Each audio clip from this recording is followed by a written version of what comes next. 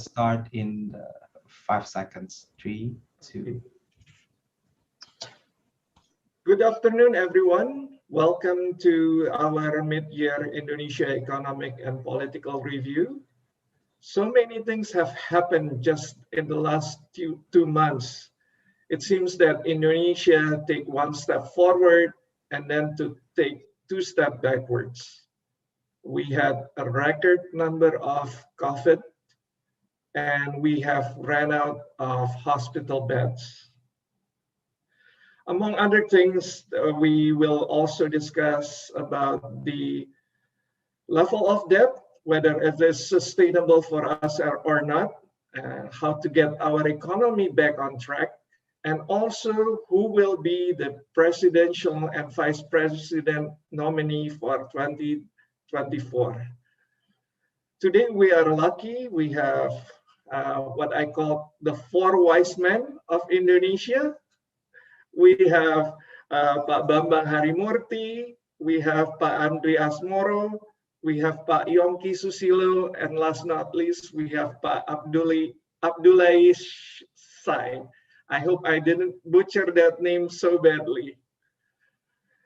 All right, let's get this discussion rolling. I would like first I would like to read the CV of Pak Abdullahi Sai. He is the first I have Pak Bambang Harimurti. He is the commissioner of Tempo Inti Media. He was the former editor of Tempo Weekly News, and he has won several awards: Excellent in Journalism, Knight International Press Fellowship Awards in Journalism, and Pena Awards. Pak Bambang Harimurti graduated from ITB and Harvard University. Next, we have Pak Abdullahi Sai. He is the senior economist at the World Bank. He leads the biannual Indonesia Economic Prospect Report. His last report is titled Boosting the Recovery. It's very pertinent in our discussion today, Pak. Published in mid-June. Pak Abdullahi has a PhD in Development Economics from UC Berkeley, Master in Science and Economics from École Polytechnique and Paris School of Economics in France. Next, we have Pak Andri Asmoro. He is the Chief Economist of Bank Mandiri. He has 20 years in economic field. Previously, he was the senior economist at CIMB Niaga, Bahana Securities, and LPEM UI. He has a master's in economics from Georgia State University. Welcome, Pak Andri. Last but not least, we have the guru of FMCG in Indonesia, Pak Yongki Susilo. He is the member of Special Task Force Economic Evaluation for President Jokowi and member of Communication Forum for Ministry of Trade. Previously, Pak Yongki served as Executive Director in Nielsen. Pak Yongki received his degree from Cal State University of Fresno. So, Pak Bambang, the screen is yours. Thank you, Pak Doni, for your generous introductions, and good afternoon, everyone. I hope you stay at home and stay safe. First, I would like to talk with you about some caveat that I have. I would like to share the screen first. Let's see, I share screen. Okay.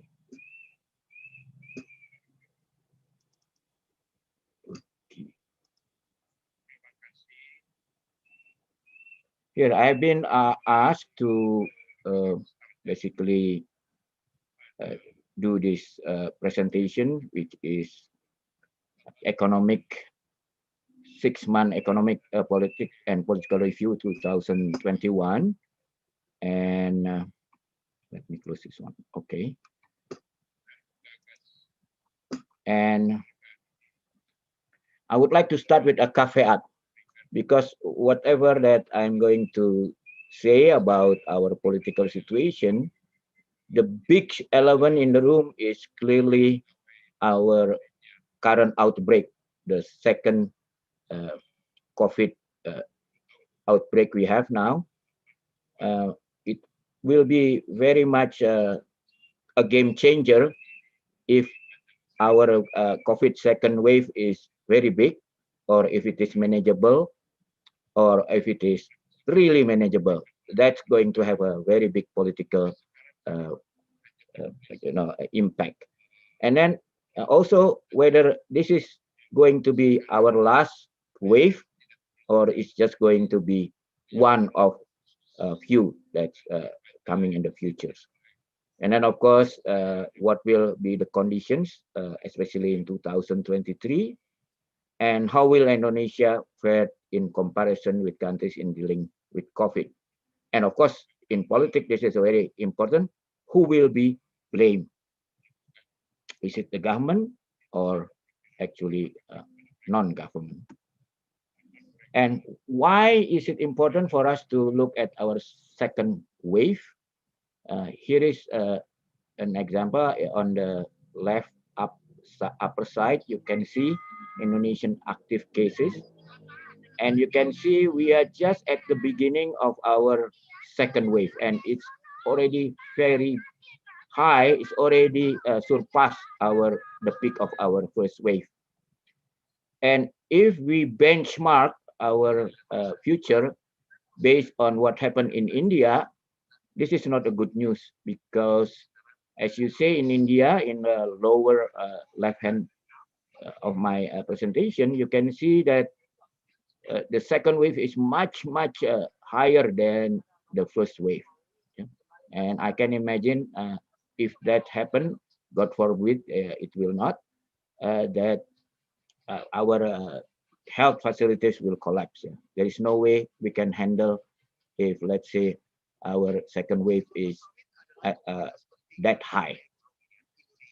But then again, I was hoping, if I look at the global benchmark, what are other possible scenarios? Then I look at all other countries that doesn't do a lockdown or strict lockdown, like Sweden, which actually no lockdown at all, but based only on the people behavior will be responsible. We can see there is actually two waves more. So then they will have a third wave if you don't have any restriction, but you are only based on the responsibility of the citizen. Yeah? And and down there you look at South Korea also have more wave than the second. So that's also both not very well for Indonesia. So since I'm rather believe in this ivermectin as a possible intervention like happening in India, actually for us maybe a lower peak like India is more manageable. And as you see, this is I'm just exploring further what I said before, because the government is facing this trolley problem. If you don't do anything, then of course that the Swedish case maybe, and you are between the rock and a hard place, whether you are more priority for the health of the people or the health of economy, or you are trying to do some balance, or because of that you don't have any balance at all. And although if you look at some studies on the Spanish flu in 1918, actually the one who take care of the people first will have a better economic recovery later on. Yeah, but whether history will repeat itself now, that's something to see. So I kind of lifted from the McKinsey report about the 9 scenarios that might happen. And if we want to do a political perspective on this, all these 9 scenarios will have a different impact on our political situations. Yeah. In the end, it's the worse what happened to, then the force for continuity will be stronger. So that is still, we have to wait and see until 2023. But having said that, I have to give you a little background about our presidential elections, that according to our constitution, only political parties have the right to propose presidential candidate with his or her vice president.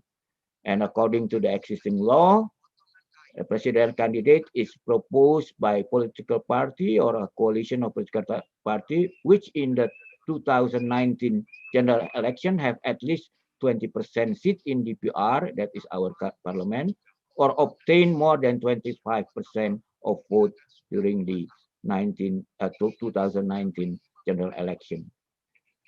Since we already know what actually the result of our general election in 2019, we know that only PDIP can propose a presidential candidate alone, as it control more about 22% of seat in DPR.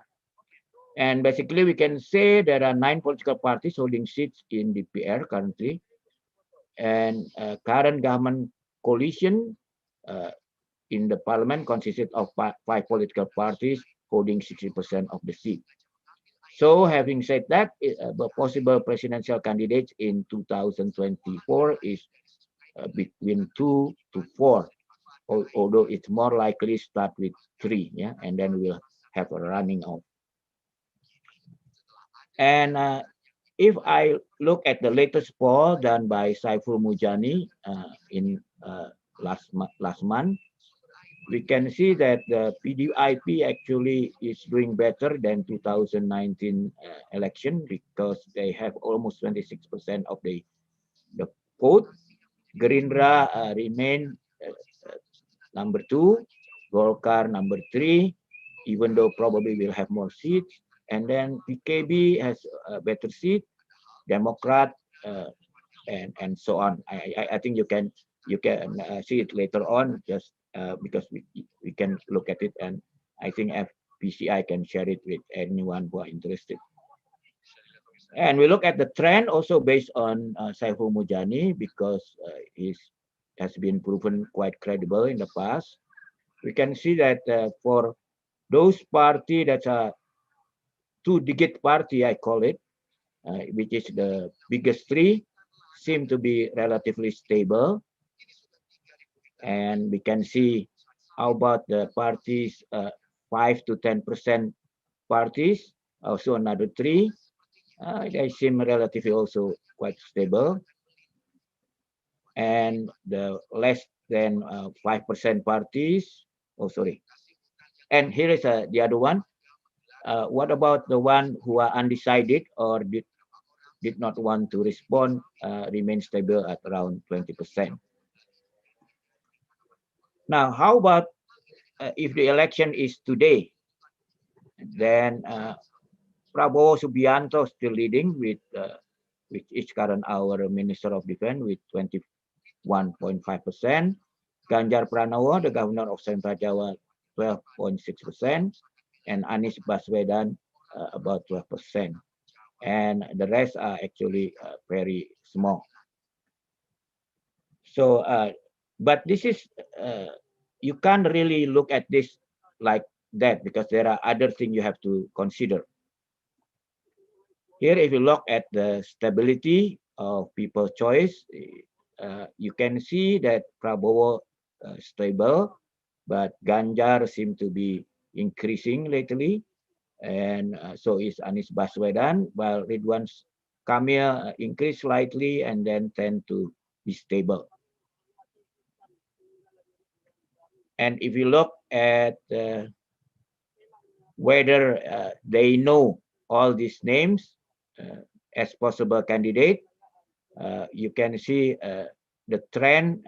There is an increase of people knowing them, but as you can see, Prabowo and Anies and Sandiaga Uno, because they were they were candidate in the last election in 2019, relatively already almost well known by everyone, including Agus Harimurti, who lost the candidacy of governor of Jakarta, and Ridwan Kamil.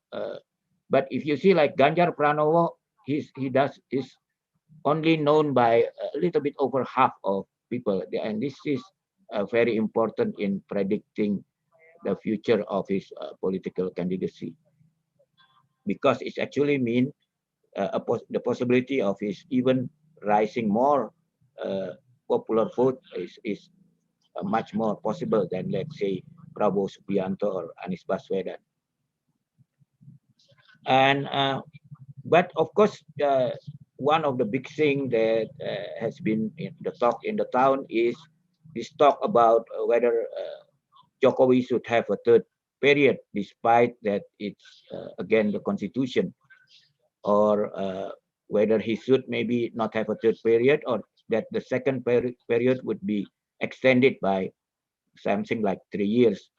And this create a lot of talk, because everybody knows that the people very close to Jokowi, including ministers, the supporters of this movement.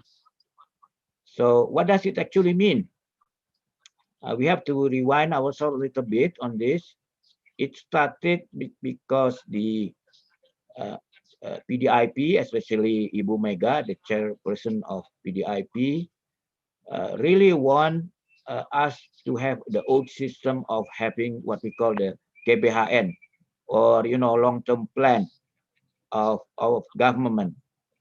And her reason is because the current situation make long-term plan impossible, because every new president come up will not continue the the previous president program, and will start a new program. So in her reason, it create haphazard development in Indonesia.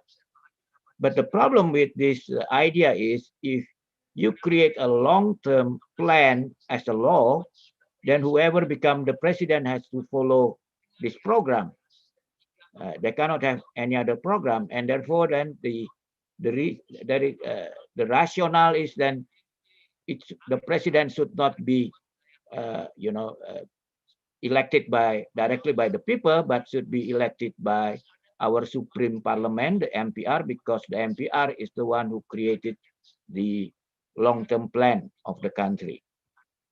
So it will go back to the new order way, where the Supreme Parliament actually elected the president, not directly elected. And in order to do that, that means we have to amend our constitution. And when you open that window, that means you can also change other things in the constitution, including the limitation of presidential period from in 2 terms. You can amend it to any term you want. In fact, some of the supporters of Jokowi want to have the term 5 times. So that's what creates all this buzz about. And the other thing, what does it mean is, because right now with the coalition that the government have on the DPR, they only need another party, which is probably Partai Demokrat, to join their coalition if they want to amend the constitution. And for the elite of, which is basically the chairperson of the political parties, basically they can amend the constitution. So basically they are the one who choose the president, not the people. And of course that means they can have more transaction or better power to trade whatever interest they have with other political parties.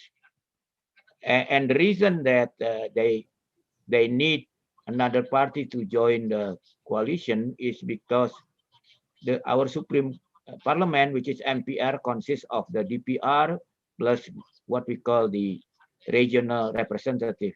and regional representative, because they are directly elected, are quite independent, especially compared to the DPR members. So without having Partai Demokrat to join the coalition, it make it much more difficult if they want to amend the constitution to whatever purpose they need. And that's why before there has the head of the government, the palace chief, some we call it KSP, which is like the White House chief in the US. Bambang, 10 more seconds. Okay, try to get the chairmanship of PDIP, and this is a good timing because I come up to my last presentation, and I think it's time to have discussion. But of course, after another panel has made their presentation. Thank you, Pak Doni. Thank you, Pak Bambang. Pak Abdullah, the floor is yours. Okay, let me take. Thank you so much, Pak Doni, and thank you for FPCI for inviting the World Bank to present in this event. So I will present once Pak Bambang has given me the hand. I'll show my PowerPoint presentation, and I will present a report that is prepared by a large World Bank team that prepare what we call the Indonesia Economic Prospects Report. As the name suggests, this is an economic report, so I'm focusing fully on the economic sides of our discussion today. And this report was launched in mid-June, and so it uses data that have been published up to May 31st. And as you will see as I present, that is very important for our discussion, and especially the recent event, including on the pandemic side. But I believe the recommendations that are in the report are very relevant for the situation that Indonesia is facing today. So I will try to give a compact presentation, just going through the main messages, because we have 10 minutes to leave the time for the discussion. So first, I will quickly go through the impact of the crisis, what has been the policy response on the fiscal monetary side, and how effective that was. And I will turn to the outlook and what we see as the economic policy priorities facing Indonesia in the next couple of months and years. So first, regarding the impact, as you can see on the graph on the left, the world experienced one of the most severe recession in 2020 in history. But the recession in Indonesia was slightly milder when you compare it to emerging economies, especially when you take out China, which had a positive growth. But when you look on the graph on the right side, which shows how real GDP is relative to pre-crisis trend, you can see that indeed the recession has been milder compared to peers, which is shown in the blue graph. But the recovery during the second half of the year in 2020 and during the first quarter of 2021 was relatively slower compared to these large G20 peers. But the second quarter had some more positive signs of growth, with consumer sentiment, spending recovering more quickly, and giving at least up to early June some strong signs of a more upbeat recovery. Now, what is also important to paint the picture of what has happened so far is to look at the impact of the crisis across different economic agents. And that's what is shown on the graph on the left side. And the main message is that the crisis has impacted severely firms and households that were more vulnerable. For example, retail sales dropped by almost 45% among small and micro firms. Even though it also dropped for large firms, the impact was more severe for the smaller firms. The impact was also more severe for some of the youth in terms of unemployment and labor force participation, and also poverty increase by 1 percentage point. But as I will show later, the increase could have been much worse if the government response wasn't as strong as it was. So turning to the government response on the fiscal side, as you can see on the graph on the left, which shows how the primary deficit has increased between 2019 and 2020, that Indonesia compares well with its peers. The primary deficit increase, the fiscal deficit increased from about 2% of GDP before the crisis to above 6% of GDP in 2021. So that is quite a significant fiscal impulse. But as you can see on the graph on the right, which shows really how spending has grown compared to the pre-crisis level of spending in the vertical axis. So the horizontal axis shows the increase in spending, and the increase in spending in Indonesia was quite significant, almost double figure. But Indonesia was starting from a lower pre-crisis base of spending. And this is something very important to discuss further in terms of, during the consolidation phase, what type of spending should be maintained and what should be cut, and how systematically, more structurally, certain aspect of spending may need to be maintained moving forward. Now, on the monetary side, also the response was bold. Bank Indonesia cut the interest rate by a cumulative 150 basis points since January last year. But monetary policy also faced some difficult trade-offs. In Indonesia, because of the reliance of external funding, Bank Indonesia has always to trade off between stimulating the domestic economy, but also managing external pressures. And we know that in March this year, there's been more external financing pressures in the form of debt sell-off in domestic debt markets in Indonesia and other emerging markets. This is what is shown on the graph on the left side. And as you can see, there was significant net outflows in March, and this was related to rising US Treasury bond yields. So what that shows is that indeed, even though the economy is below potential and inflation is low, monetary policy always has to balance between stimulating the economy and also managing those risks of capital outflow, especially on the debt side. But despite that, as I explained, Bank Indonesia did loosen monetary policy and inject liquidity into the system. Now, if you turn your attention on the graph on the right, what the point is going to be there is that Bank Indonesia has still maintained some firepower to probably further stimulate the economy if needed, given the high uncertainty. And this is going to be probably one important point in our discussion. What this graph shows on the horizontal axis is the level of inflation relative to the inflation target across emerging markets. And the vertical side shows the real policy rate, basically the nominal policy rate and minus inflation. And what you can see is Indonesia has really, inflation is really still below the target, which is why it's on the negative side. And the real policy is still relatively positive compared to other countries, which shows the room monetary policy room I was suggesting, that BI still maintains quite some firepower moving forward.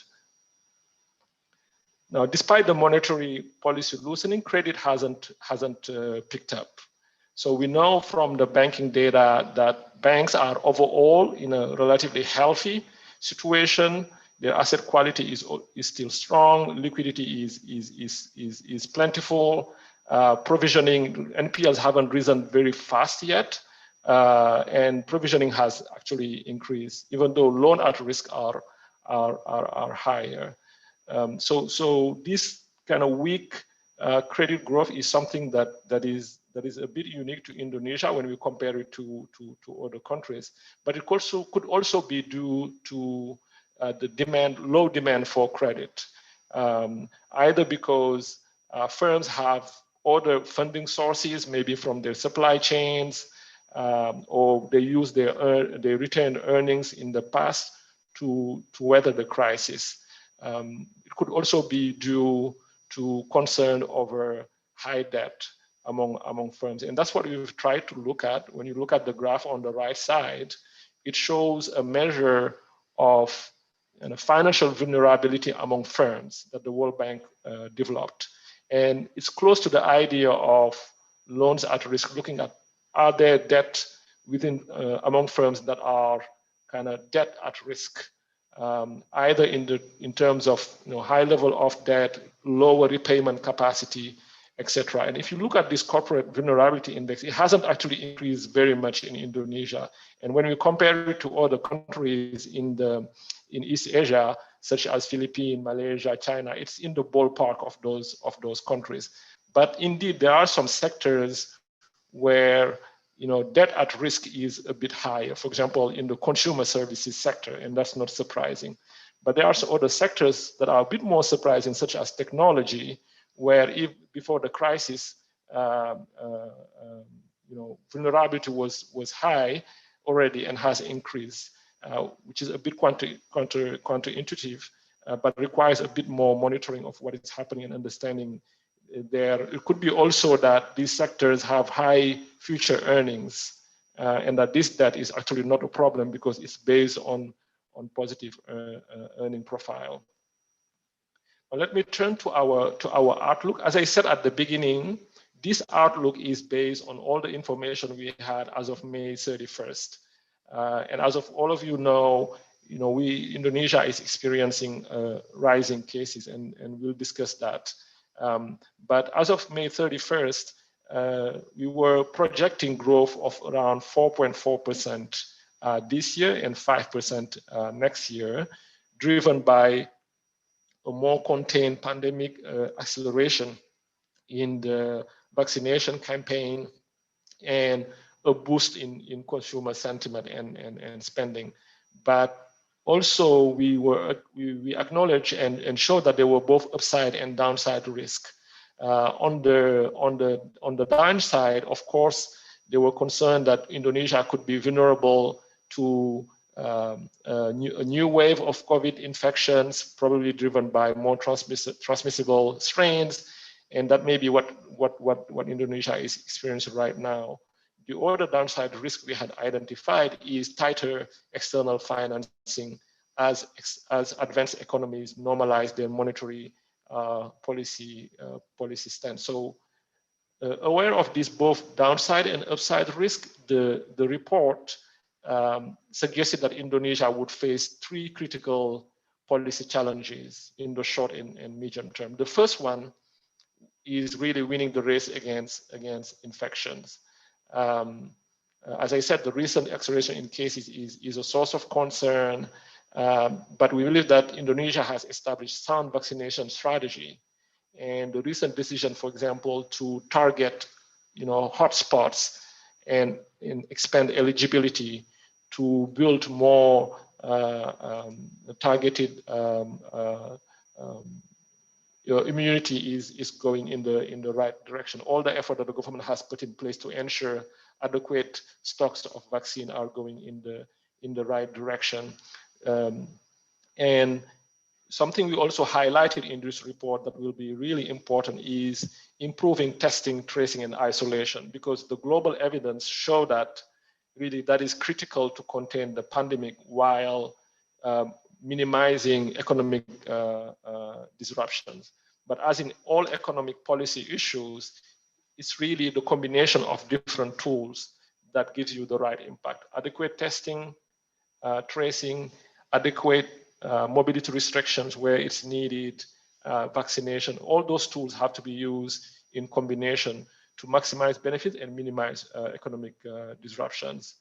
The second policy challenge we identified in the report is really maintaining accommodative monetary policy while managing the external financing pressures I explained.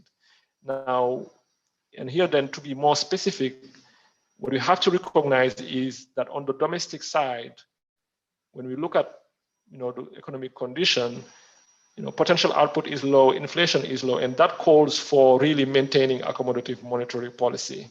But at the same time, on the external front, policy normalization would call for tightening. But premature tightening would be very, very costly for the economy and could delay the recovery, which could also have a detrimental medium-term impact. And as I explained earlier, Bank Indonesia has really a lot of room and potentially was thinking about keeping that firepower for the future. And this balancing will remain important. And in March, Bank Indonesia relied more on exchange rate flexibility and tried to maintain that policy space to react further. And it seems to us that was exactly the policy response that was warranted. The third policy challenge we see is really how to maintain adequate fiscal support in the short term while ensuring medium-term fiscal sustainability. This is a challenge that many countries will face, and the nature of the challenge is different. In the case of Indonesia, there are two key issues. The first is maintaining the fiscal support, especially where needs are high. For example, research by colleagues at the World Bank that we show in this report highlight that maintaining sufficient social protection this year is really critical to mitigate the poverty, the risk that poverty could increase because of a slower recovery. And the finding is that if the 2020 social protection package that was implemented in 2020 was maintained in 2021, poverty could actually be mitigated or even decline slightly this year. So that's very important. The second issue that is critical is really addressing Indonesia's low revenue base. 10 more seconds, Abdullah. Yes, thank you, Pat. And that low revenue base is really a strong structural challenge for Indonesia.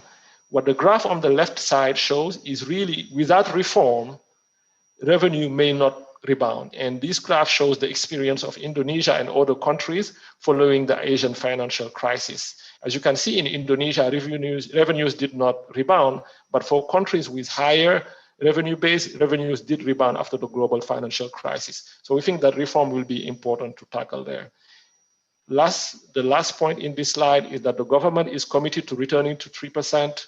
To us, what is really important is adopting a credible medium-term strategy to get back to that level of 3% that can improve fiscal space, and that a balanced revenue and spending package could deliver on those dual objective of maintaining adequate short-term support and ensuring these medium-term goals.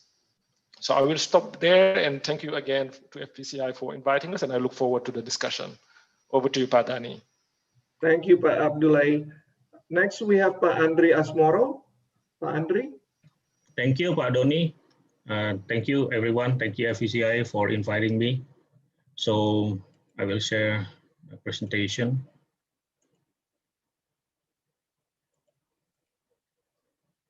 Thank you. So what I would like to share to you guys is actually, well, not far from what Pak Abdul already mentioned. Yes, some of the points already delivered by Pak Abdul. So I will try to add some of the additional points on what's going on the global economy and also the domestic economy.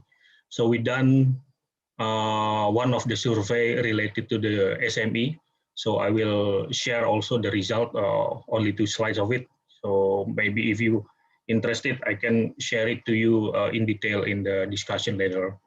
So this is actually what what we want to share to you guys about what we predict. We try to predict what's the indicators, the macro indicators in the next 3 to 4 years. So I divided into two boxes actually. So when we talk about the 2021 economic indicators, we cannot separate two indicators in 2020 as well. So it is actually as one single continuous process here. So if we take a look on the, for example, global interest rate, so we have to see that in 2021, we still see that the global fiscal and monetary authorities, they will still pursue on the continuing of the quantitative easing and support. So we still expect that the global interest rate will stay low in 2022. So we will see still, based on the current, for example, the latest Fed's statement, they will only expect to, they're expected to increase the interest rate started in 2023 in the fourth quarter by raising to two-time hikes of the interest rate. So we see that since 2020, 2021, 2022, we will still see that the quantitative easing, the support from the government and also from the central bank will be continuing in this area. But we have to face and we have to prepare for another policy shifting, in 2023 to 2025. So the global policy direction will be significantly different in this area. So what's going on in the domestic one? So we believe that Bank Indonesia, like Pak Abdul mentioned before, that we will still see that Bank Indonesia or the central bank, they will together with the government will support on the economic recovery, especially in 2021 when we face another round or another wave of the COVID-19. But right now, I think what the market is expecting is what time or what's the period of the Fed starting to do the taper for the asset purchasing, because it will affect to other indicators like bond yield and also the rupiah one.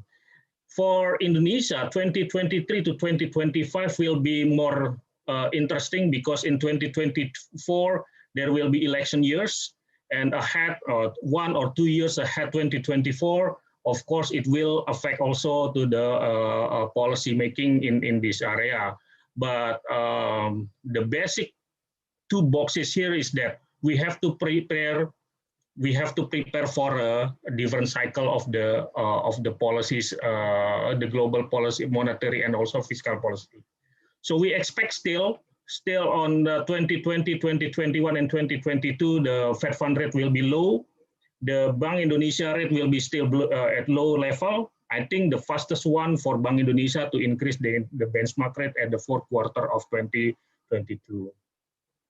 So many people ask about what's the situation in Indonesia compared to the 2013 when at the time in 2013 the Fed did the taper and create the tantrum in the emerging markets. So if we compare it Indonesia in 2020, 2021 compared to 2013, most of the indicators is relatively better. So if you take a look on Indonesia's current account balance right now, in 2020 we have a narrower current account balance in minus 0.5. Even into 2021, we expect that the current account deficit to be narrowed to -1 instead of -3 in 2013.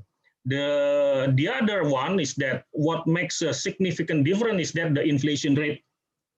The inflation rate in Indonesia in the last 5 years it is also because of the supportive and the collaborative effort from the government and also the central bank. Indonesian inflation rate could be down or could be dropped to below 2% or an averaging rate 2 to 3% in 2020. Even in 2021, we expect that the inflation rate only 2.1%.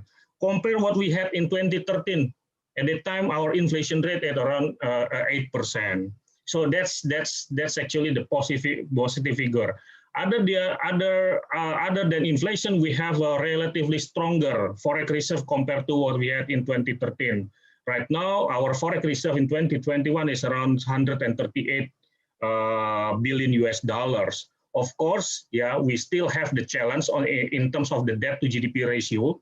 But if you can see the debt to GDP ratio Indonesia, yeah, Indonesia's debt to GDP ratio was still relatively lower compared to Thailand, India, Vietnam, Philippines. So everyone has a higher debt to GDP ratio. That's actually what we have to note. Yeah, of course, we have to lower it going forward. But right now, I think government have the positive trajectory, yeah, to manage how it will be going down again, like what we had in 2030 to 24%.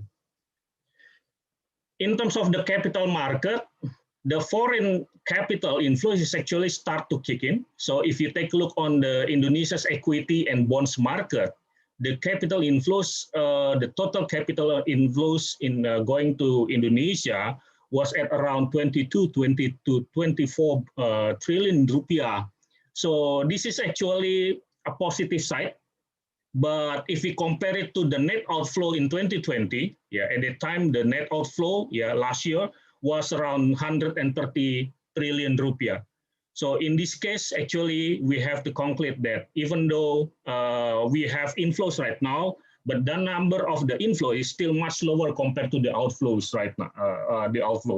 So there are positive things and the negative things from that side. Of course, the negative thing is that we cannot push the bond yield to be much lower. Yeah, for example, below 6% this year because of we still need the foreign participation, but the foreign participation is much lower compared to previous one. For example, if we take a look in 2019, 2017, yeah, much higher foreign participation. But the positive side is that because of much lower foreign participation, yeah, right now the foreign ownership in government bonds only at around 23%, 23%, yeah, of the total outstanding compared to 2013 at the time at around 32%. So the volatility because of the taper, because of the capital outflows going forward is much lesser. So that's the positive things because of much lower foreign ownership in Indonesia's government bonds. So we try to do the simulation. What if the changes of the global economic direction or the policy, global economic policy direction, for example, changes, yeah, faster than our prediction, for example. So we try to make a simulation by two scenarios. For example, if the lowest level of the foreign participation or foreign ownership in Indonesia's government bonds drop to 40% or around 380 trillion rupiah given to the current outstanding. So we still actually, Bank Indonesia can intervene and make a manageable FX reserve. So the FX reserve dropped to 110, but it's still okay actually, because it's still above the IMF's, for example, limit, yeah, of 3 months of the import and also the debt payment. We still have 7.3 months of imports and also debt payments. So if we compare it to, for example, last year's outflow, yeah, the FX reserve, if Bank Indonesia fully intervene the FX market, for example, yeah, still okay at around 127, and also the debt payments cover or at around 8 to 9 months of debt payments and also imports. So basically, the impact of taper tantrum, for example, the next taper tantrum, if any tantrum, yeah, is still actually the less severe compared to what we had in 2013. 10 more seconds, Pak. Oh, yeah, very fast. So I will try to show you about what's the second quarter actually Indonesia's economic growth. What I want to show is actually if yeah, we have taken we take the additional average, yeah, in the last 10 years, for example, we can see actually Indonesia's economic growth could go up to 7.2%. But if there is the additional half of the additional, like what we had in the option B, yeah, we can get the 5.4%. In this case, actually, our baseline GDP growth in the Q2 is actually at around 6%. So this is actually very dynamic because of the situation right now is quite different compared to what when we do the simulation.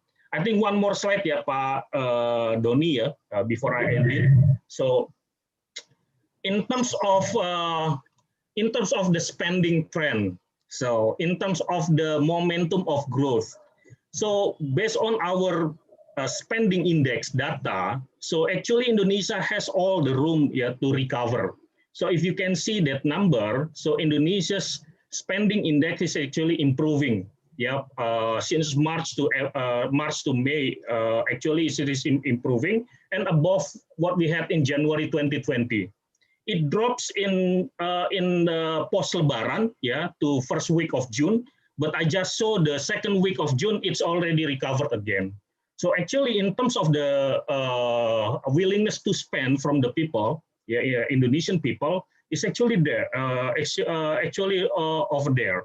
Yeah, the people start to really willing to spend a lot. So it depends on how the government put their confidence to spend, especially in relation to the COVID-19 cases management.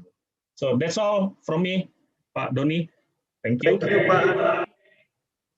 Last but not least, we have Pak Yon. Yes. Can you hear me? Okay.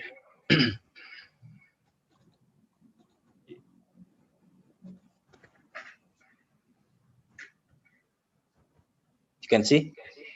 Yes, Pak. Yeah, okay. Thank you. All right, so just continue Andri's presentation.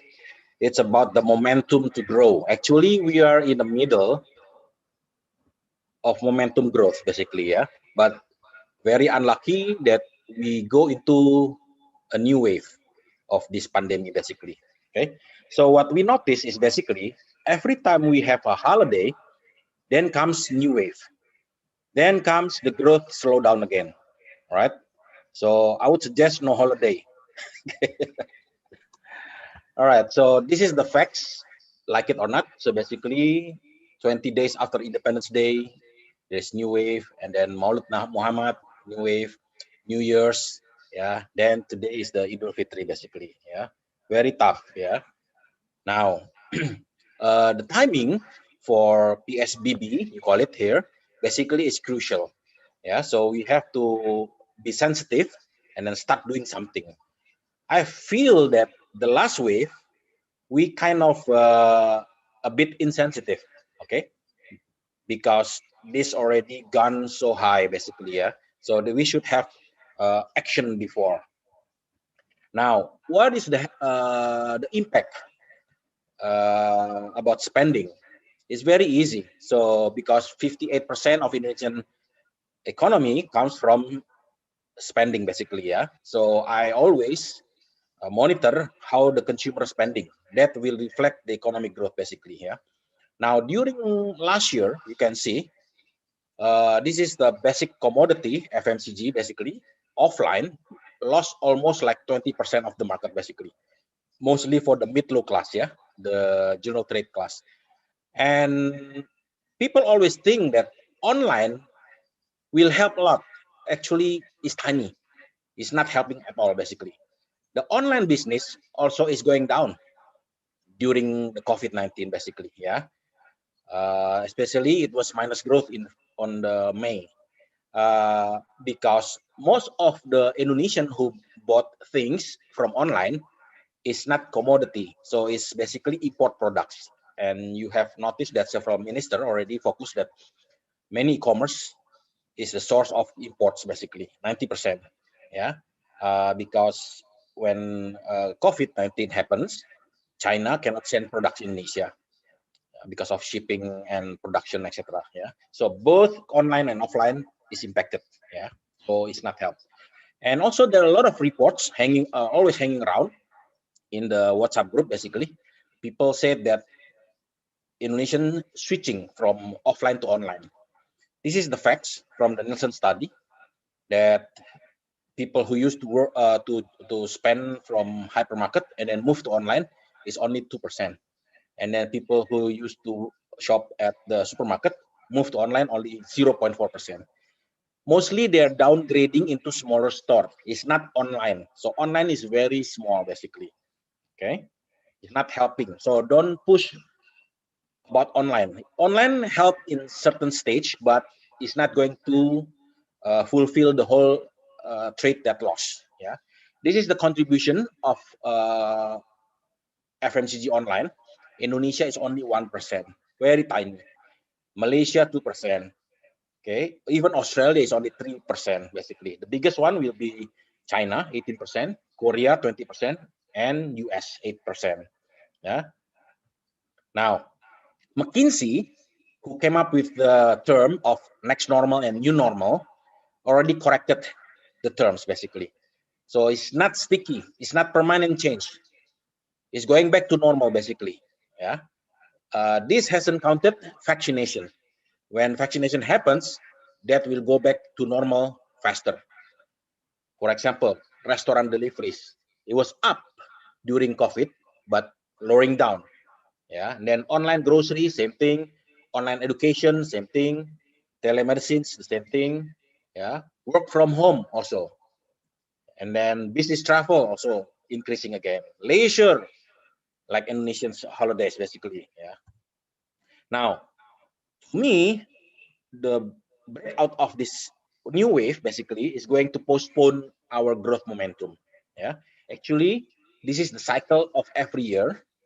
We begin the year with a slow, usually because of the rainy season, mean sickness. Yeah, people spend budget on medicines, and then they are very careful. They're planning the budgets for this year, so that's why very be careful, yeah, in using the budget. Then momentum is towards the festive Lebaran, okay, Ramadan. That's huge, and that happens this year. Basically, we were so happy, and many of our friends in the manufacturers, especially the festive categories like biscuits and syrups, they all out of stock basically. No more left in the store. About 2 weeks before the Lebaran, so it was a good one, yeah. And however, after festive is going down, yeah. Now, because of this new wave, my prediction, the fall is earlier. Yeah, the fall is earlier. You can see it's red basically.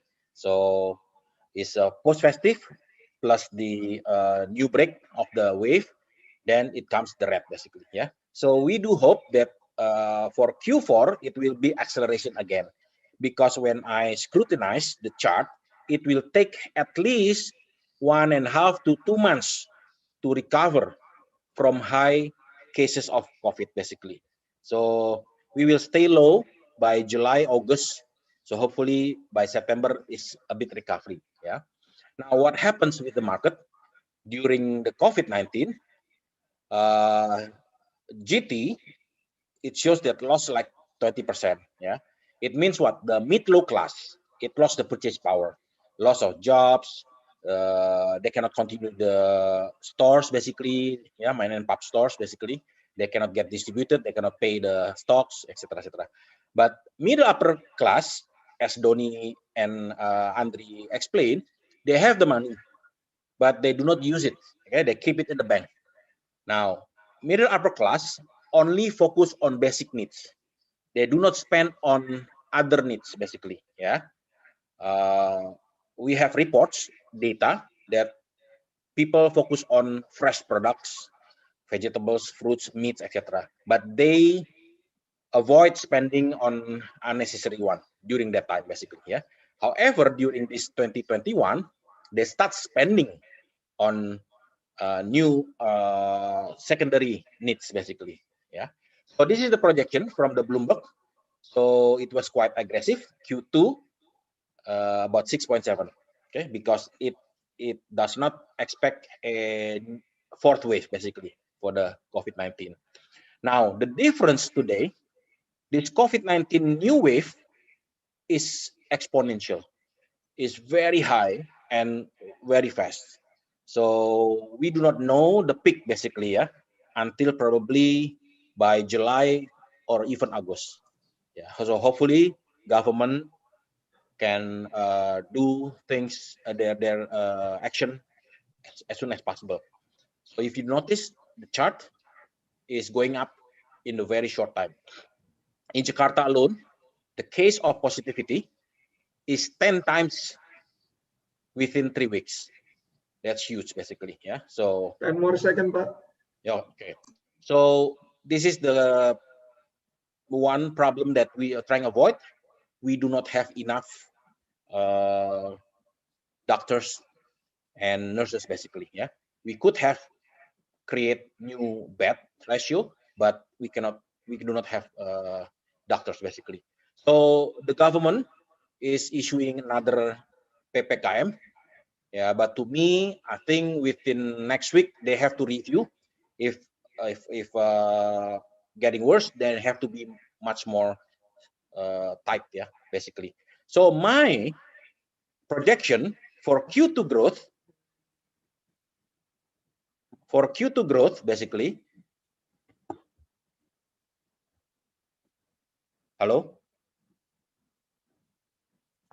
Yeah, Pak. Go ahead. For Q2 growth, can you hear me? Yes, Pak, I can hear you. Yes, Pak. For Q2 growth is basically between 2.5% to 3% only, because the June fell so deeply, basically. Yeah. So that's my presentation. Thank you. We will discuss later. Thank you, Pak Yongki. So I guess we can start our discussion going. My first question to everyone is, Pak Yongki mentioned earlier that we might need to have another lockdown, PSBB, not just a micro PKPM. My question is to everyone is, do we have the money? Because if I'm not mistaken, last week President say we need about 500 billion rupiah a week if we have lockdown. Do we have the money, the resources to help with the lockdown?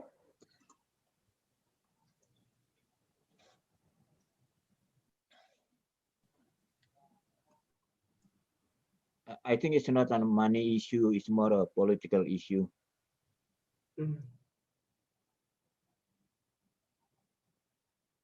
Pak Andri, Pak Abdul, Pak Yongki?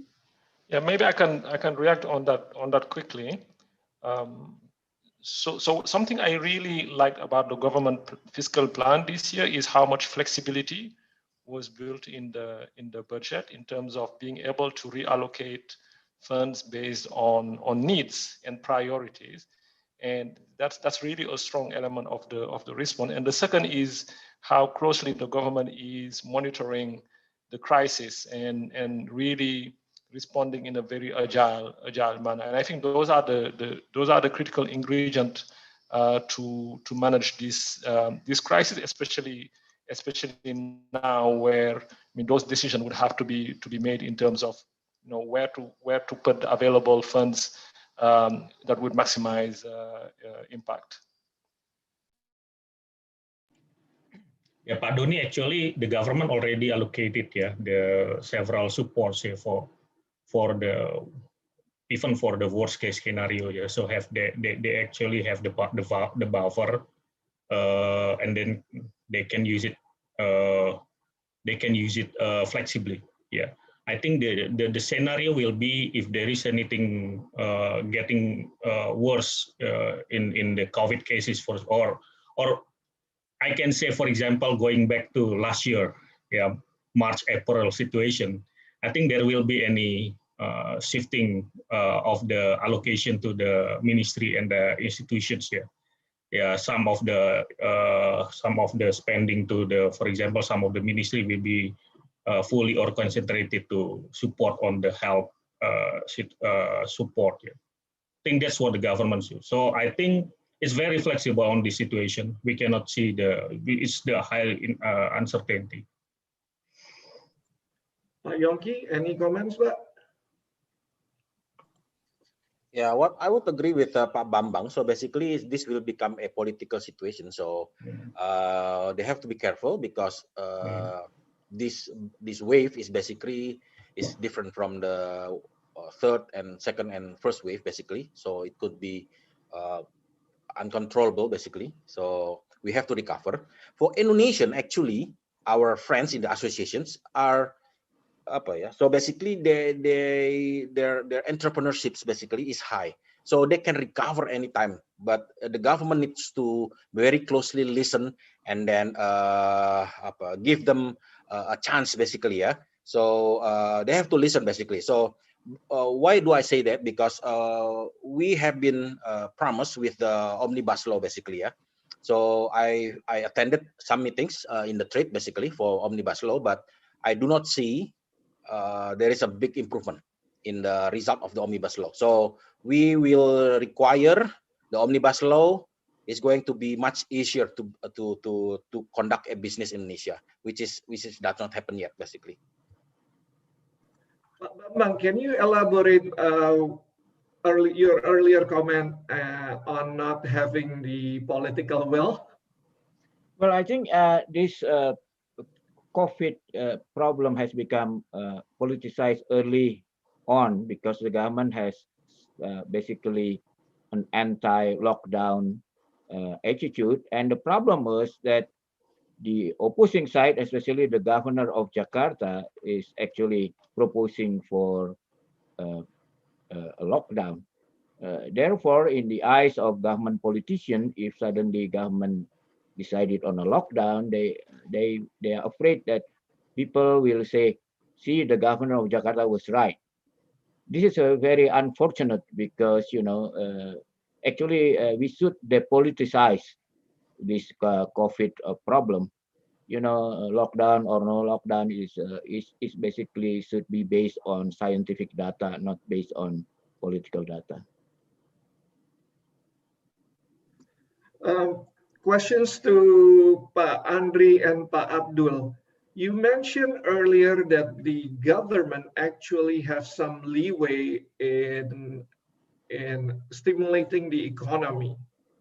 My question to you, say in like Pak Yongki prediction is correct, in 2 months we are out of this second wave. What kind of steroid is needed to jumpstart the economy once again?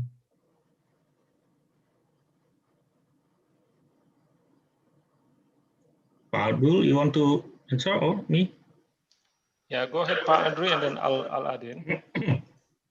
So in my perspective, yeah, I think for the recovery, the government already set the stimulus together with the banking sector actually, supporting by giving the guarantee, for example, for the lending to the private sectors and the restructuring that the banking sector have already done in the last 1 year actually for the real sectors. And the other support was, for example, giving support to the tourism, the hardly hit because of the weak tourism sectors. For example, the private sectors in Bali and Nusa Tenggara as well.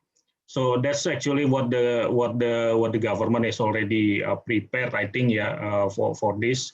And also for the support for the private sectors is by giving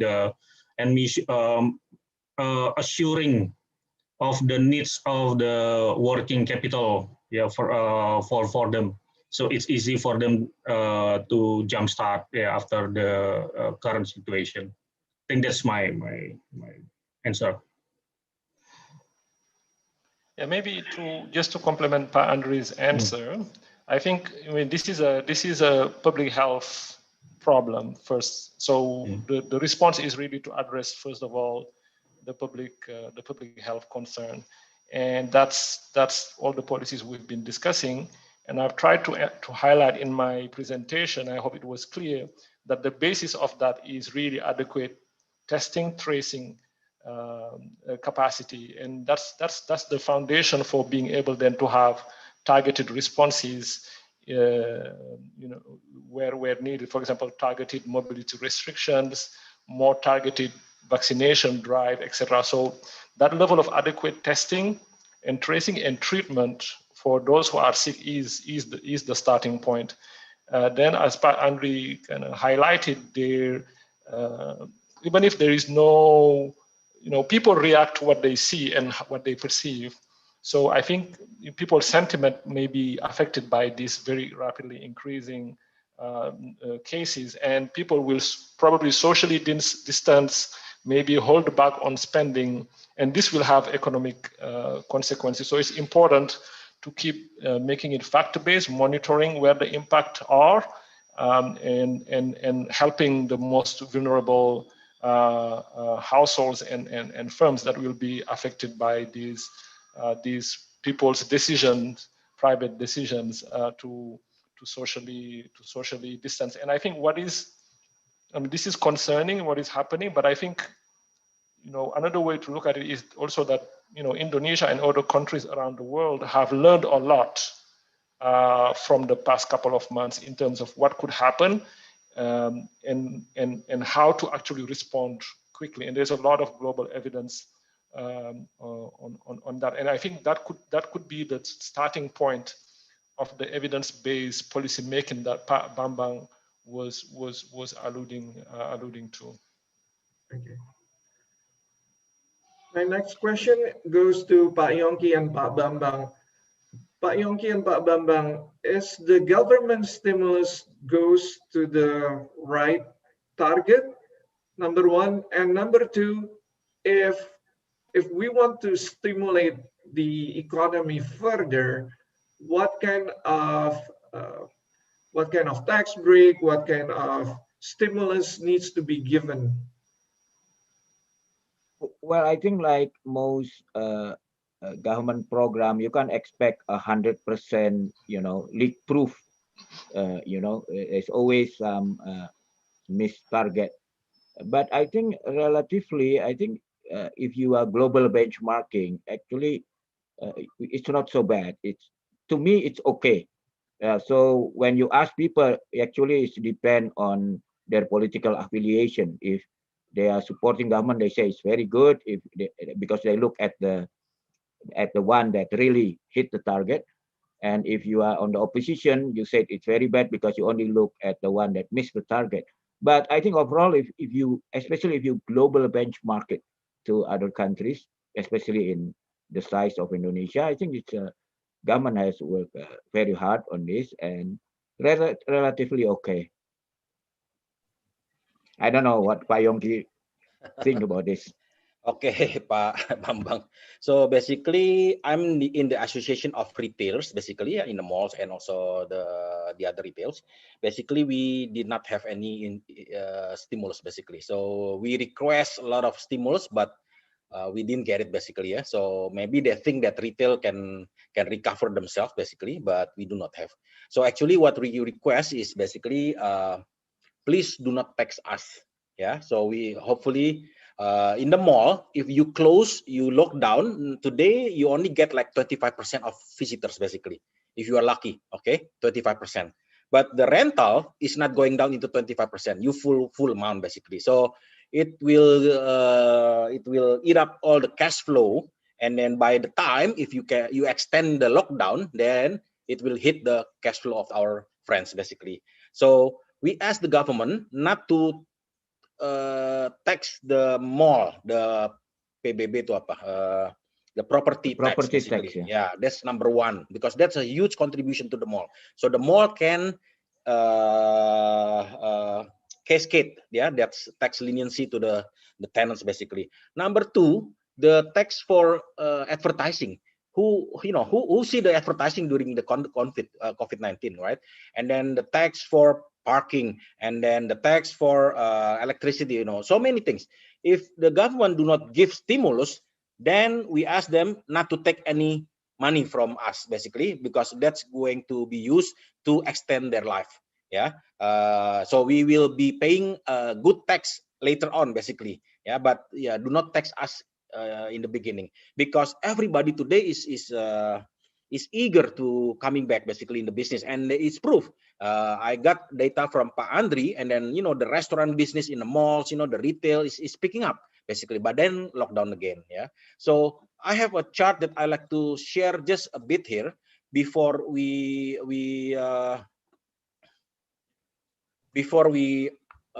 relax the lockdown. We have to upgrade the antivirus basically, yeah, just like a computer. So when you have a new virus in your computer, then you have to upgrade your antivirus, yeah. So the Procast version 1, it was invalid anymore today. So if you go to the mall, you go to the store, basically everybody is going to body temperature check to you basically. Wear the mask, hand wash, and then distance. That is not enough. The Procast version 2, basically, you have to add oxygen saturation because the new virus is not increasing your body temperature basically. And then you have to put double mask, yeah, and then vaccination.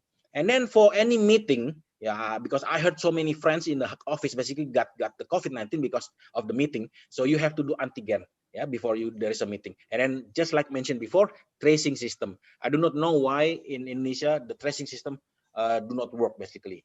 Yeah, that's it. Thank you, Pak. Pak Yongki, do you see the tax break from the car sales and also the apartment sales working, Pak? Apartment and new housing?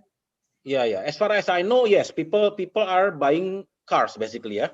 But that time, one of the staff of the finance minister asking me whether it was or not, because they're putting a lot of focus on the small or the small CC, yeah. Yeah, small CC for the middle class. But actually, the one who have money is the middle upper class. So they should put more attention how take the money from this middle upper class from the bank and then spend it basically. Yeah, because this middle class who bought the car is by installment basically, but the rich people, they can spend more. Gitu, Pak. How do we stimulate the rich people to spending, Pak? My next question. Yeah, don't chase the tax. Because what I know last time, why people do not spend and stop spending, because the government so rigorously and then sounding very aggressively to chase the tax basically. And then the one who chase the tax is the same, yeah, the same people. So they do not extend, but they are hunting in the zoo basically. Okay. Maybe I can make a quick comment on that, because I think here we are touching one of the big, I think, development challenges of Indonesia, and its capacity also to respond in the short term and stimulate the recovery. When you benchmark Indonesia in terms of taxation, Indonesia has very low tax to GDP ratio. It's actually one of the lowest among its income group. And I think what the crisis has shown also is the power of fiscal policy in terms of helping the economy at large, but also those that need it the most. And as I shown in my presentation, and Pa Andrew also showed it, is that fiscal policy has played big role, but it is also constrained by low revenue, which always create these trade-offs, these high financing needs that have then to be met through the market or through exceptional measures. I think when we talk about the sustainable recovery and kind of having an economy that is strong after the crisis, I think this issue of improved revenue mobilization is Indonesia is part of the big debate. And of course, this has to be done while pushing the economy up and looking into where there can be made some efficiency gains and equity gains, so that the burden of taxation doesn't fall on a very small segment of the population. So my point is there is still some room to improve revenue mobilization, and this is very important for the performance of the economy and the capacity of the government to maintain these this priority spending. Okay. Pak Bambang, my questions to you, Pak. Is the government is trying to increase tax for the PPN and PPH.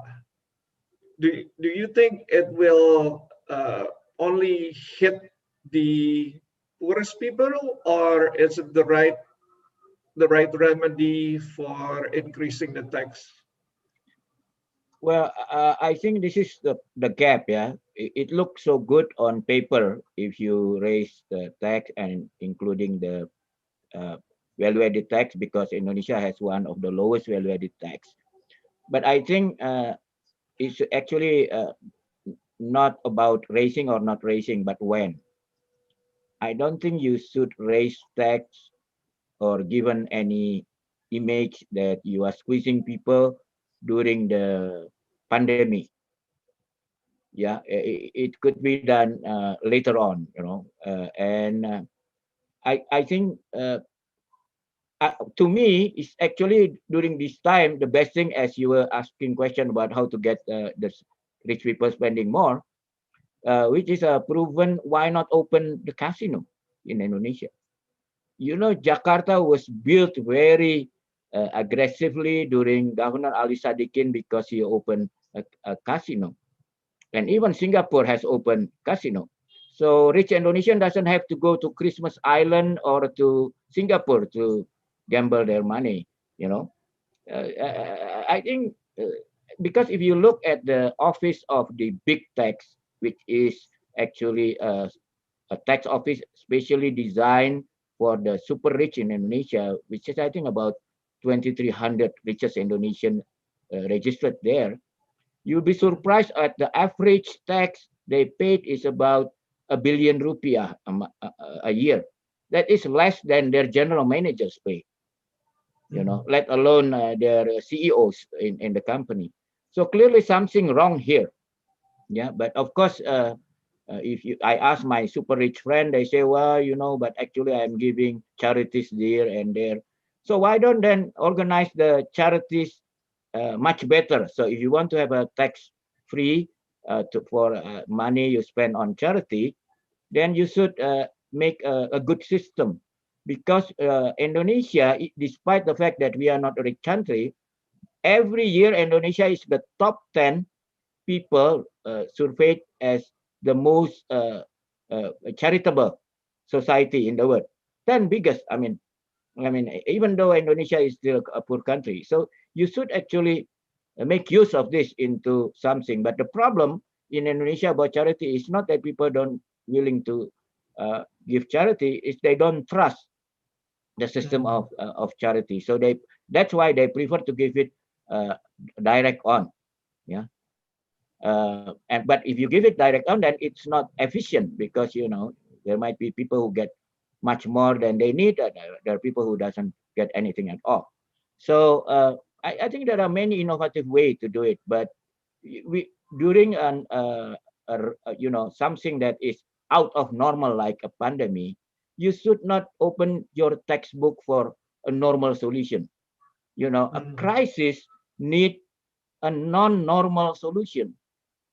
So increasing PPN, value-added tax, is a textbook solution. It's not out-of-the-box solution. It's not right for a pandemic. It's maybe right when we already, you know, everybody was happy because economy is going very great. Then you apply it, yeah. But right now, I think it's you need more innovative way. Don't look at the textbook. This is the time to try innovative way. Don't you agree, Pak Abdul?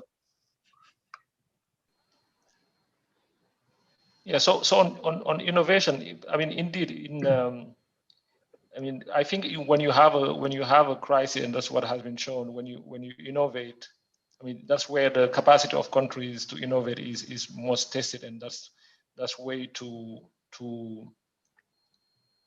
build in a different way. But I also think that to be able to innovate, you have to have a strong foundation. You have to have strong foundations, and you have to resolve and try to address those basic foundation of your system and build from there. I mean, it would be counterproductive to have the best architect and have a beautiful building, very innovative. But if your foundation are not strong, it will not last enough. But I agree, it's a very difficult time. People are, falling sick, etc.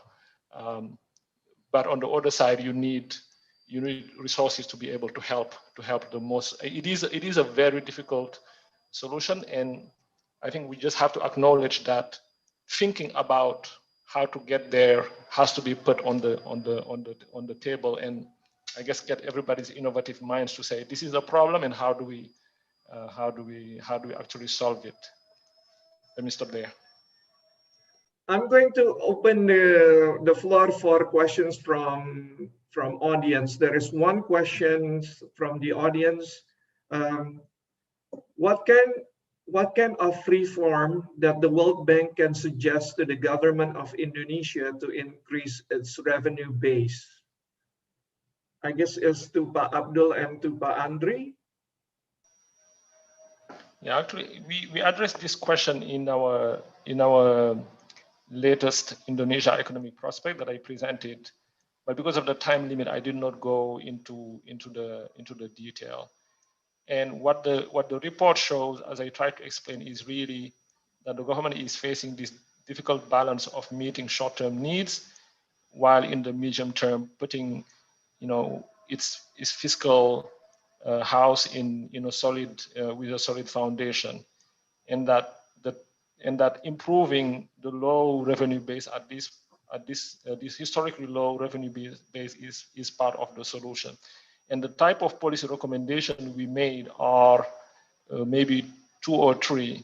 The first one was to say, widen the base. Do not have the tax base so narrow that it falls on a few shoulders, and that means reducing exemptions where they exist and where they create distortion to get the type of efficiency that Pak Bambang was referring to, and that's applicable to the VAT and to taxes on income. So widen the base. The other is to say, because we are facing a health crisis that has also environmental roots, address those. So focus on, for example, products that have a negative health impact or negative environmental impact, and address the distortions there in taxation that exist. For example, tobacco products, sugar sweetened products that we know have a health impact could be taxed more to get revenues to address bigger, more public health issues, for example, plastic bags, etc. And the last group of policy recommendations we made are on the type of administrative reform that need to be put in place to ensure that people do pay their fair share of taxes, that compliance is improved, that the social contract that was put in place had asked different economic agents to pay certain taxes, and there are gaps in compliance. And it's possible to reform the tax administration system so that everybody pays their fair share of taxes. Now, I want to say that we are not, so that report was published in mid-June, so prepared until May. And up to the time we were publishing and making those recommendations, we are not aware of the government's specific plans that are being discussed in Parliament, and we are not able to comment on those until we see them and can analyze them. But I hope that the way I explained briefly our recommendation is clear. Thank you, Pak Andri.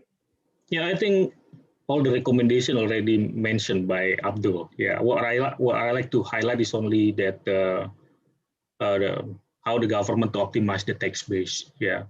I agree with the high widening the tax base, not narrowing the tax base is important.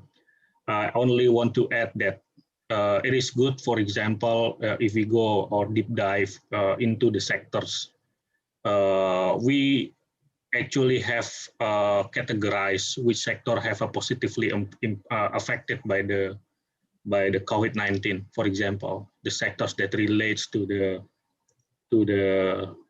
technology and information, for example, sectors that relates to the health education, but it is the health and education is actually a politically difficult to be taxed. Yeah, but for other sectors like telco, for the some of the FMCG that is are positively affected, that could become the one of the source of the tax base, for example.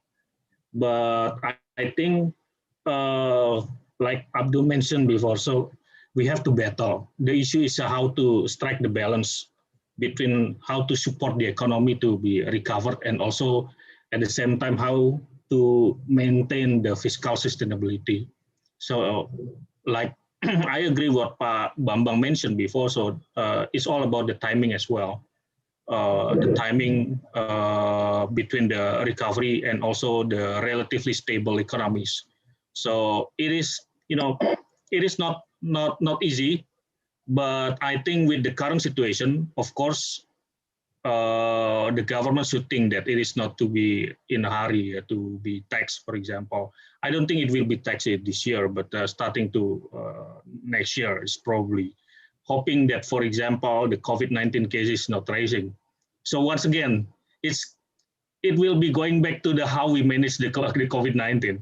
So you can imagine, for example, next year we're still experiencing the situation like this. Do you think it is a good timing, for example, to raising the PPN or the PPH?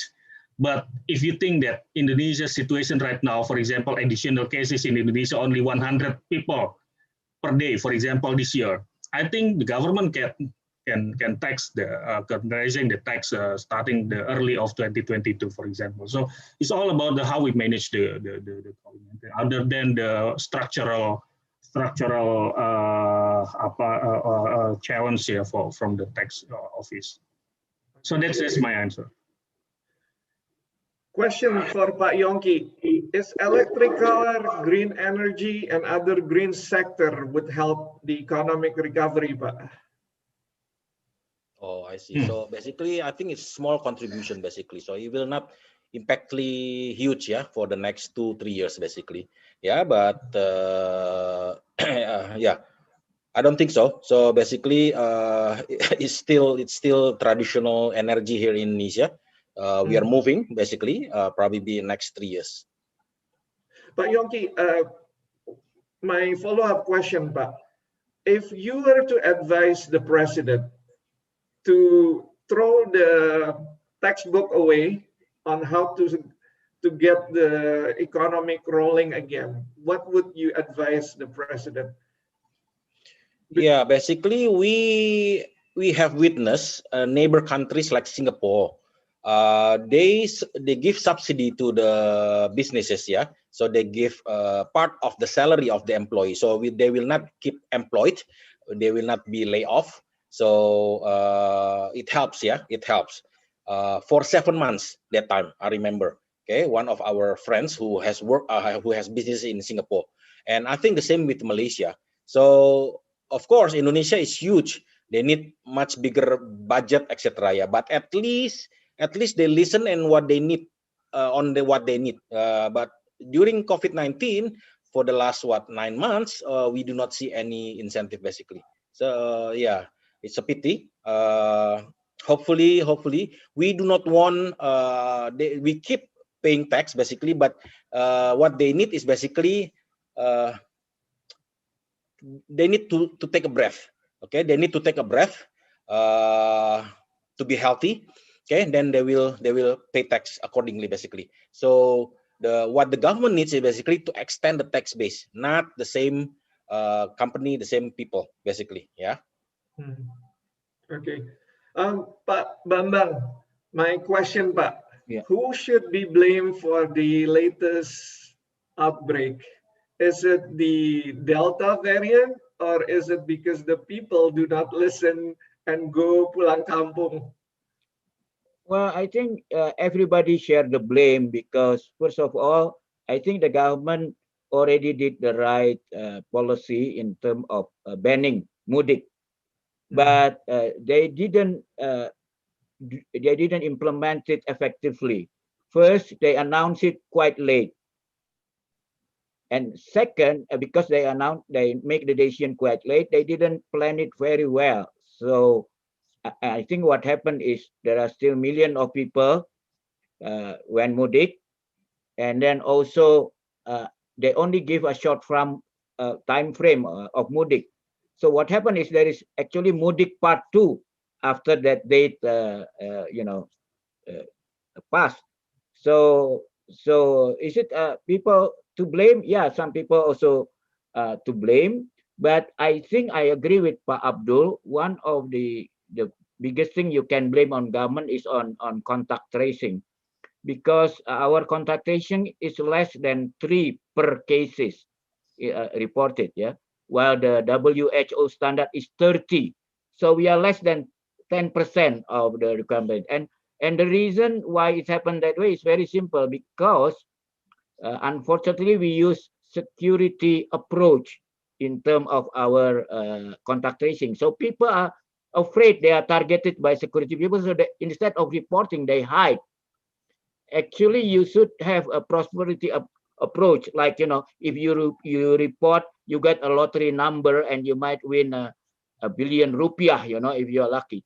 So people will call to and they feel, and maybe people who reported the most get award by the governor or the president.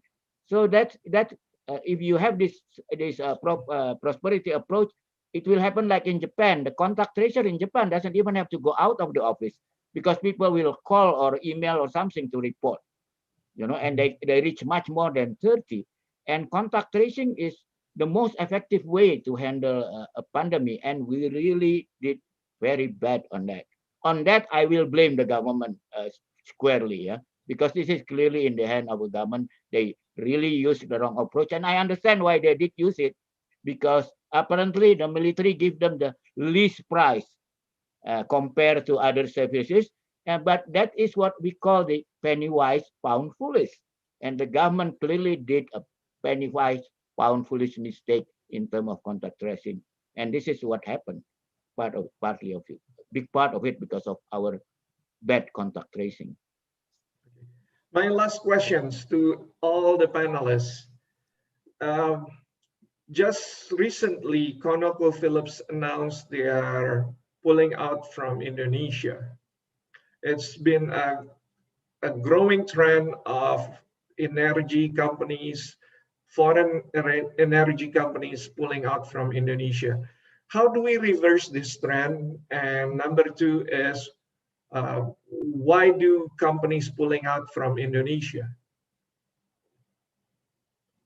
I think I can answer that. I think it's not oil and gas company are not only pulling out from Indonesia, but they are pulling out from all over the world. And the reason is very simple. If you look at the report of the Net Zero 2050, they are expecting that the consumption of fuel, which is about 90 million barrel per day today, to only 21 million barrel per day by 2050. So it's clearly what we call a very red ocean, or what we call it something that is dying. And actually, for Indonesia, this is actually a very big opportunity, because if you look at the same report, the consumption of biofuel would increase 62 times compared to now. And the most efficient biofuel in the world is palm oil. Nobody can compete with palm oil.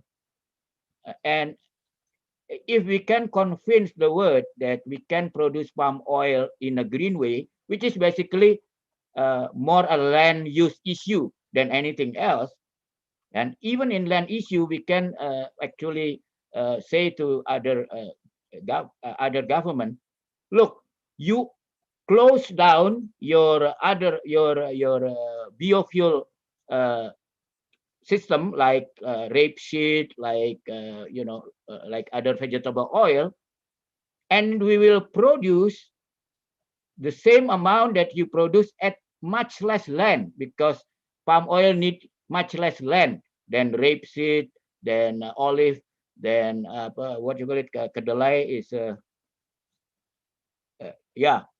soybean. Nobody can beat the efficiency of palm oil and vegetable oil in terms of land use, in terms of anything else, in terms of price. So this is actually a very golden opportunity. We should change our coal export into biofuel export. Yeah, we should change our gas export into what they call a blue ammonia, which is Pak Teddy from Tiputa has the first project in the world of blue ammonium. Because blue ammonium is very interesting because when you create a blue ammonium, it's actually transporting helium in a most efficient way. And when you use helium as your energy source, it doesn't have any emission at all. It only produces clean water as its emission. So this is a huge, huge potential. But the problem is 1/3 of our ministers have business in coal. This is more a political problem. This is a very easy technical problem, very easy business problem. The biggest problem is political interest. Thank you, Pak. Pak Abdul, Pak Andri, Pak Yongki, any comment from you, Pak? No, I think Pak Bambang already explained it very, very well, basically. Thank you. Yeah, what I like to add is only that even though, many companies have their own reason, pulling out from Indonesia, like Pak Bambang mentioned for the ConocoPhillips, maybe they have reasons because of the sustainability and environmental issues going forward. Because by 2060, for example, the PLN have to reduce the coal usage for their plant, power plant, for example. But what I want to add is actually Indonesia have the opportunity to improve and to increase the investment in Indonesia. Because we believe there are two big shifts going forward in terms of the digitalization, and also the second one is on the ESG, environmental, sustainable, and the governance. The E from the ESG, like the environmental, like Pak Bambang mentioned, we have such abundant opportunity to grow, and could attract more investment in Indonesia in terms of that, because we have several resources that related to the environmentally friendly, for example, like biofuel, and also nickel that already becoming all the investors and also the producers darling and also the media darling lately, for example. So I think what we have also to, and the government also have to prepare is how to support on this kind of the investment, so that the investment, when they're going into Indonesia, they will have like both, proposing or supporting the environmental friendly investment, and also the second one, they get also the rate of return, investment return that is very interesting for them. So that's my view. Thank you. Maybe what I would add quickly and use the opportunity for advertising also is, and I fully agree with Pa Andre, what he said, and I think Pa Bambang mentioned also several of the points that it's difficult to know why a specific company is pulling out, but clearly what Pa Andre said is clear that Indonesia has a lot of potential competitiveness gains from the transition to a more decarbonized economy, a greener economy. And the advertisement I wanted to make is that I know some of our colleagues at the World Bank are connected, and actually they are looking into what are the challenges that Indonesia is facing for that green transition on the land use side, on the energy side, how to get there, and what are the potential competitiveness and inclusion gains Indonesia could make. And as Pa Andri mentioned, in the world now, having a more sustainable, environmentally sustainable production and is going to be one aspect of competitiveness, and increasingly so. And given the natural capital that Indonesia has and its potential to modernize some sectors, I mean, these could be a huge foundation for competitiveness and attracting investment. So those colleagues are working on that report, and I hope that in the next couple of months they will be able to come back to FPCI and present those findings and have an exciting discussion as we had today.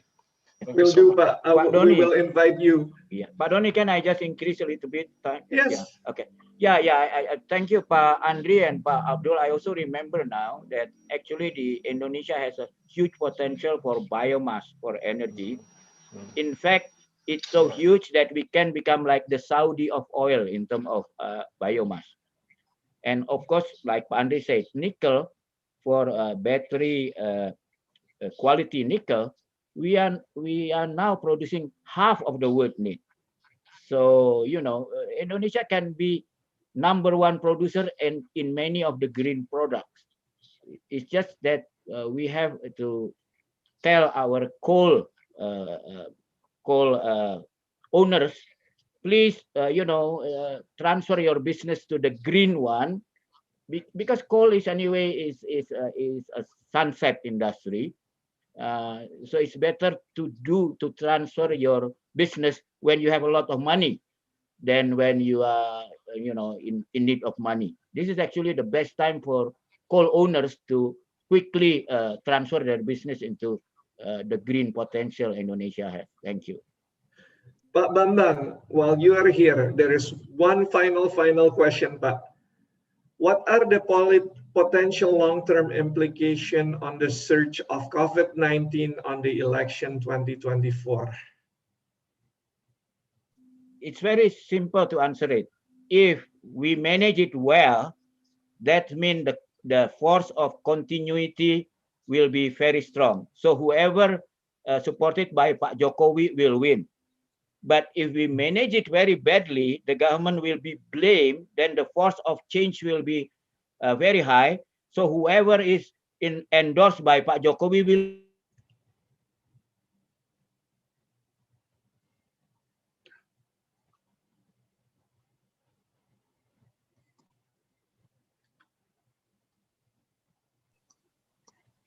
Signalnya hilang. Yeah, I think the signal we lost. I think it's go. Did you get my answer, or shall I repeat it? Yes, please repeat it, but I think the signal. Yeah, it's for me. It's very easy to answer this question. It's because if this second wave went very badly and even have third wave and so on, then the government will be blamed. Then in 2024, whoever is endorsed by Pak Jokowi will lose. But if we manage this COVID very well, especially compared to other countries, then the force of continuity will be very high, and whoever is endorsed by Pak Jokowi will win. It's as simple as that. Of course, the most difficult question, if it is so and so on all sides. Okay. With that, I would like to thank all the panelists and all the audience for joining our 6 months economic and political review. Looking forward to see you soon in November so we can discuss the 2022 economic and political outlook. I would like to wish everyone here stay healthy and maintain all safety protocols. God bless us all. God bless Indonesia. Thank you. Thank you, Pak Doni. Thank you so much. Well moderated. Thank you. Thank you, Pak Bambang. Pak Abdul. Thank you, Pak Yongki. Pak Yongki, Pak Pak Bambang, Yongki, Pak Andre. Thank you. Thank you so much. Good day. Have a good day. Bye. Bye.